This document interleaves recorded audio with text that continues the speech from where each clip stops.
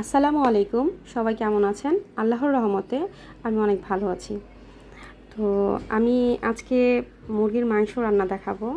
Basically মুরগির মাংস আমরা সবাই রান্না করতে পারি, ভুনা করতে পারি, কিন্তু আমি এখানে দুটো ইনগ্রেডিয়েন্ট অ্যাড করব, যেটার কারণে মাংস রান্নাটা অনেক মজা হয়ে যাবে।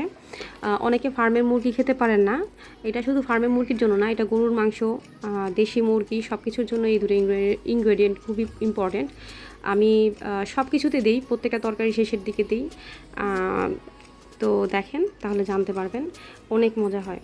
এই তো সব সময়ের মতো যেরকম করে মশলা কষাই সেরকম করে পেঁয়াজ, গরম মশলা লাল করে, তারপরে সব ধরনের গুঁড়া মশলা দিয়ে তারপর সেটাকে নাড়তে নাড়তে নাড়তে নাড়তে যতক্ষণ পর্যন্ত ওটার জীবনটা তছনছ না হয়ে যায় ততক্ষণ পর্যন্ত নাড়তে থাকবেন। নাড়তে নাড়তে যখন দেখবেন যে এটা তছনছ হয়ে কালো হয়ে গেছে তখন যে একটু পানি দিবেন। আর এই তো আমি গরম পানি বসিয়ে দিয়েছি, কারণ আমি তরকারিতে সবসময় গরম পানি দিই। ঠান্ডা পানি দিয়ে তরকারি রান্না করলে সেই তরকারিটা স্বাদ লাগে না, খেতে পরে ভালোও লাগে না। এই তো। আর আজকে আসলে মুরগির মাংস আনছিল অনেকগুলা, সেগুলো আর কি রেডি করে রান্না করতে করতে অনেক লেট হয়ে গেছি। আজকে আবার একটু নুসাইবার জ্বরও আসছিলো হালকা, আমি ওকে টাইম দিতে পারিনি, কারণ রান্নাঘরে আজকে আমার প্রায় 1-1.5 ঘন্টা পার হয়ে গেছিলো। এই তো মাংস ভালো করে ধুয়ে আমি আমি আমি সবসময় আগে আলু দিয়ে রান্না করলে আগে সবসময় আগে আলুটা কষিয়ে নিই, কারণ মাংস হতে বেশি সময় লাগে না, কিন্তু আলুটা না হলে, আলুটা একটু নরম না হলে ভালো লাগে না তরকারি। এই তো তরকারি ভালো করে কষানো হওয়ার পরে আমি গরম পানি অ্যাড করছি এবং সঙ্গে দিয়ে দিয়েছি এই একটা ইনগ্রিডিয়েন্ট, সেটা হচ্ছে আপনার বাদাম বাটা। ঠিক আছে, বাদাম বাটা আমি মোটামুটি সব মাংসের তরকারিতে দিই। এটা হচ্ছে আপনার নর্মালভাবে রান্না করলেও একটা রেজালার স্বাদ আনে। আর সবার শেষে যেটা দিলাম সেটা হচ্ছে একটু পেঁয়াজের দাগানি করে তারপরে দিছি, বেরেস্তা করে তারপরে দিয়েছি। তো এই যে আপনারা দেখতেছেন পেঁয়াজের দাগানি যে বেরেস্তাটা দিলাম আর বাদামটা দিলাম, এটার জন্য আপনার মাংস থেকে একটা রেজার একটা ঘ্রাণ আসবে। আর আমি সবসময় মাংস রাখার সময়, ফ্রিজে রাখার সময় একটা ভাণ্ডতে করে রাখি, একটা পাত্রে করে রেখে দিই, কারণ যাতে পানি বা কোনো কিছু যাতে না পড়ে ফ্রিজে। পরে একটু পরে ওটা শক্ত হলে তারপরে বরফ হওয়ার পরে আমি ওটা রেখে তারপরে আবার পাত্রটা বের করে ফেলি। এই তো। আর আমার ডালের পাতিলাটা পুড়ে গেছিলো, এখন আমি এটার পিছনে কোনো সময় লস করি না কখনোই। কোনো কিছু পুড়ে গেলে এটা কিন্তু অনেক ভালো করেই পুড়ছিল ডাল।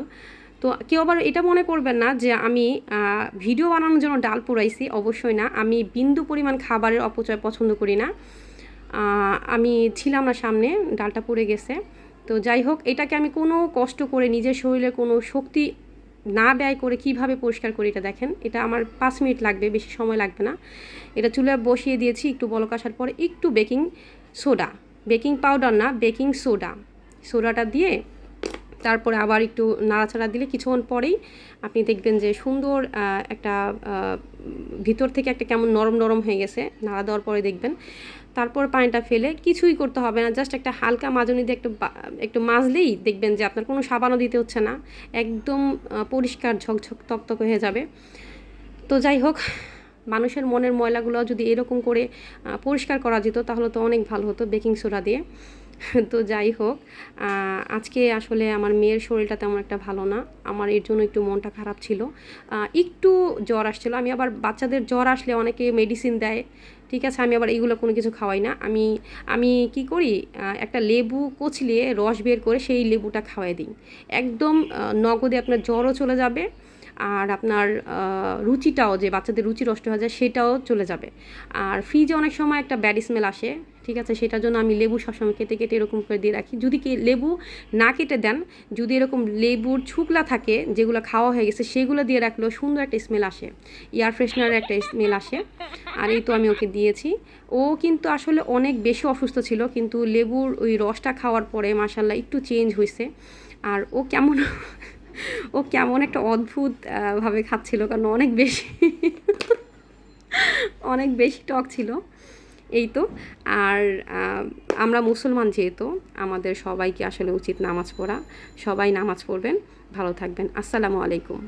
আর আমার ভিডিওগুলো যদি ভালো লেগে থাকে তাহলে একটু কষ্ট করে সাবস্ক্রাইব করে দিবেন এবং লাইক করে দিবেন, আর কমেন্ট অবশ্যই করবেন। Thank you.